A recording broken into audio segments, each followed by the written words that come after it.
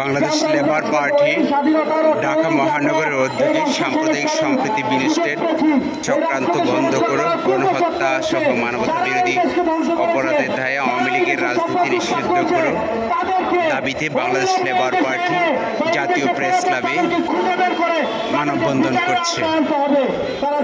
পাশাপাশি একটি ব্যানার দেখতে পাচ্ছি, বাংলাদেশ ছাত্র মিশন সন্ত্রাসমুক্ত শিক্ষাঙ্গন চাই, ক্যাম্পাসে ছাত্রলীগের সন্ত্রাস ও নৈরাজ্য রুখে ধরাও ব্যানারে বাংলাদেশ ছাত্র মিশন মানববন্ধন করছে।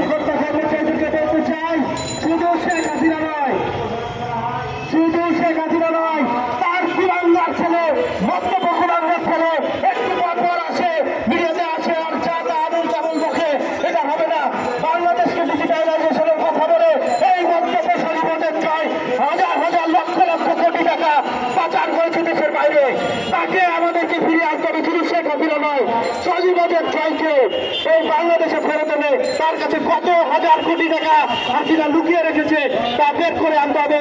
সেই টাকা আমাদের দেশের জনগণের টাকা, সেই টাকা ফিরিয়ে আনতে হবে, তাদেরকে বিচারে আওতায় আনতে হবে। আমরা আরো বলতে চাই যে বাংলাদেশ লেবার পার্টি এই সংগ্রাম আন্দোলনে প্রথম থেকে ছিল। এই ছাত্রদের আন্দোলনে যত ছাত্র বুকে গুলি খেয়েছে, যত ছাত্র অত্যাচারিত হয়েছে, তার মধ্যে বাংলাদেশ লেবার পার্টি, বাংলাদেশ ছাত্র মিশনের কর্মীরাও ছিল। তাদের এই অবদান বিকশিত দেব না। আপনাদের সকলকে আমি আজকের এই সমাবেশে উপস্থিত হওয়ার জন্য ধন্যবাদ জানিয়ে আমার এই বক্তব্য শেষ করছি। আল্লাহ হাফেজ। বাংলাদেশ জিন্দাবাদ, বাংলাদেশ লেবার পার্টি জিন্দাবাদ, ডাক্তার মোস্তাফিজুর রহমান ইরান জিন্দাবাদ। আল্লাহ হাফেজ।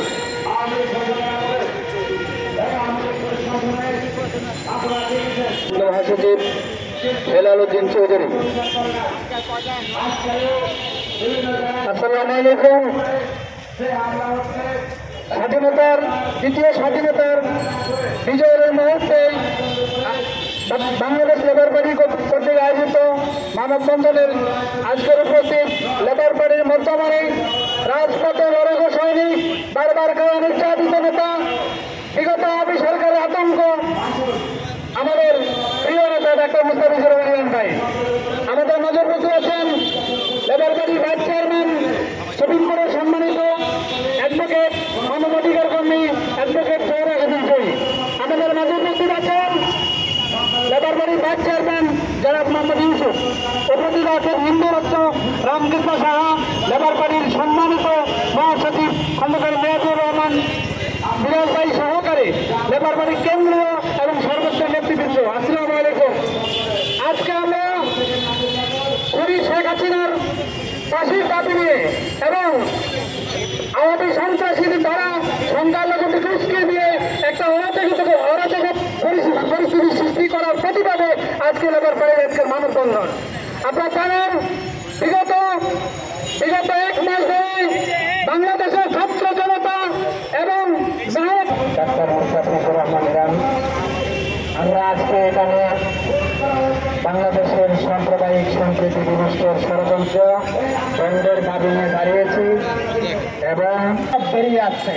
আমরা দেখছি 2013 সালে যখন 5 মে শাপলা চত্বরে সে গণহত্যা চালিয়েছিল, আমরা ধারণা করেছিলাম হাজার হাজার মানুষকে সে গণহত্যায় হত্যা করেছিল, কিন্তু তার কোনো হদিস পাচ্ছিলাম না, তার কোনো লাশ পাচ্ছিলাম না খুঁজে। আজকে আমরা দেখছি সে হাজার হাজার কঙ্কাল আয়নাঘরের ভিতরে পাওয়া গিয়েছে। আমরা স্পষ্ট করে ঘোষণা করতে চাই, আমরা 5 মে 2013 সালে শহীদ হয় নাই, আমরা 24 সালে শহীদ হয় নাই। আবার যদি প্রয়োজন হয় রাজপথে থাকবো ইনশাআল্লাহ। বাংলাদেশে এই সাম্প্রদায়িক সম্প্রীতি নষ্ট করার কোন চক্রান্ত সফল হতে দেব না। আমরা স্পষ্টভাবে বলতে চাই, বাংলাদেশে হাসিনাকে ফিরে আসতে হবে এবং এই হাসিনাকে